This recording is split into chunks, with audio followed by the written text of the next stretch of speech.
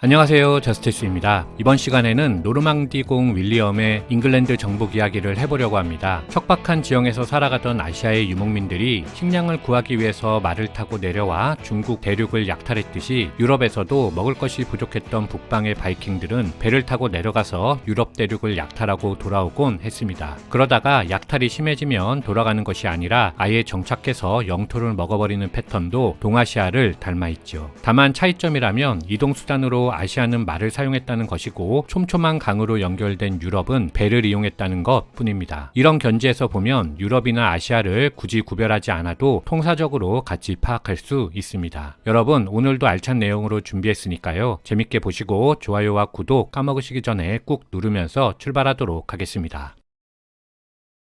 카를 대제가 사망하는 814년 프랑크 왕국은 보시는 것처럼 중부 유럽 전체를 차지한 엄청난 제국이었지만 카를 대제 사후에 제국이 세 아들에게 분할됨에 따라 국력이 세 갈래로 나뉘고 쇠퇴하면서 불안정한 시기를 보낼 수밖에 없었습니다. 그러자 그 틈을 놓치지 않고 사방에서 새로운 적들이 몰려왔는데요. 남쪽에서는 무슬림이 북상했고 동쪽에서는 마자레인이 침략해 왔으며 북쪽에서는 바이킹이 남하하며 약탈과 파괴를 자행했습니다.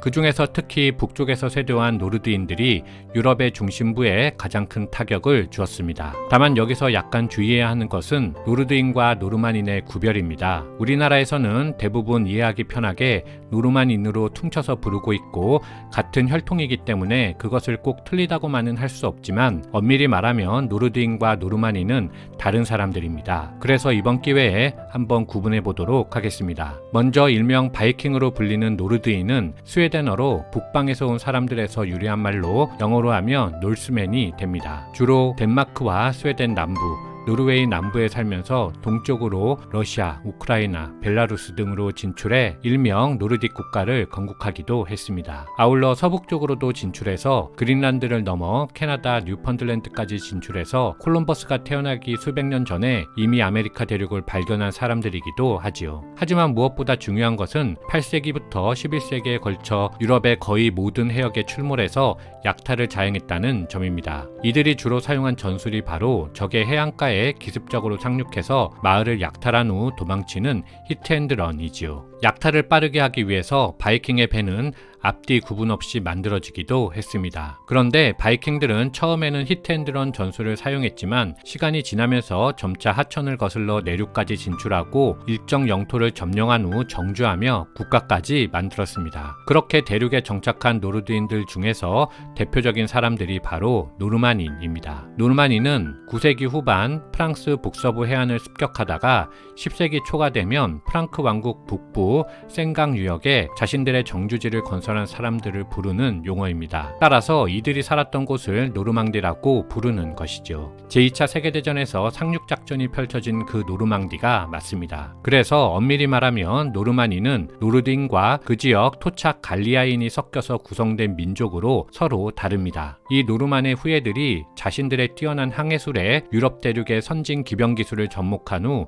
1066년 브리튼 섬을 정복하러 출전하는 것입니다. 자, 그럼 이 정도의 배경 지식을 가지고 본격적으로 노르망디 공국의 성립과 윌리엄의 잉글랜드 정복을 살펴보도록 하겠습니다. 8세기부터 바이킹의 끝없는 침략을 받은 프랑스 서쪽 해안은 무업지대였습니다. 그러자 마침내 샤를 3세가 생클레르슈랩트 조약을 체결하여 바이킹의 수장 롤로에게 노르망디 생강 어기를 양도해 주었습니다. 롤로는 노르웨이 국왕 수하에서 독립한 후 이 일대를 약탈하던 인물이었지만 노르망디에 정착한 후로는 기독교를 받아들이고 샤를의 봉건 제후가 되었습니다. 그러자 북쪽의 척박한 환경을 벗어나고자 했던 노르드인들이 이 소식을 듣고 대거 남쪽으로 이주해 와서 노르만인이 되었고 그 결과 노르망디 공국이 성립하였습니다. 이 노르망디 공국의 6대 손이 바로 브리튼 섬을 침략하여 헤이스팅스 전투를 승리로 이끌고 잉글랜드를 정복하는 노르망디 공 윌리엄입니다.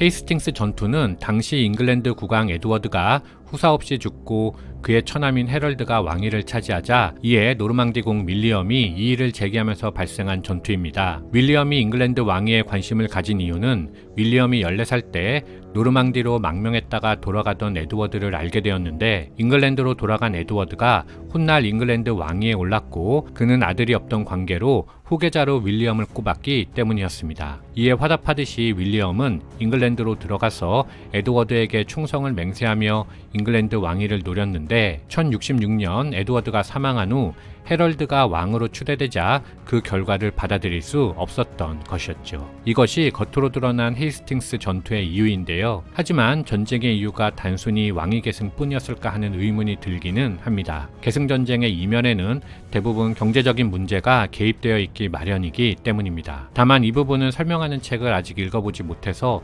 말씀드리지 못하는 점 양해하여 주시기 바랍니다. 혹시 이와 관련하여 설명해 주실 분이 있으시면 댓글 주시면 감사하겠습니다. 윌리엄이 헤럴드에게 왕위 계승의 부당성을 선포하자 그해 5월부터 헤럴드는 윌리엄의 예상 침입로인 화이트섬을 중심으로 해군과 육군을 집결시키며 방어선을 구축하였습니다. 하지만 이때 헤럴드에게 배신당했었던 이복 동생 토스티그가 반란을 일으켰다는 소식이 전해졌습니다. 따라서 헤럴드는 화이트섬에 배치되어 있던 병력의 상당수를 뽑아서 반란을 진압하기 위해 북동쪽 해안으로 보낼 수밖에 없었죠. 게다가 9월에는 노선부리아 근해에서 노르웨이 왕 하랄 3세가 토스티그 군대에 합류하여 공격해 왔습니다. 이에 헤럴드는 어쩔 수 없이 전 병력을 투입하여 그들을 막을 수밖에 없었습니다. 다행히 헤럴드는 반란을 모두 정리하였고 토스티그와 하랄도 모두 전사하였지만 계속된 전투에 지친 헤럴드의 병사들은 반드시 휴식과 정비가 필요한 상황이었습니다.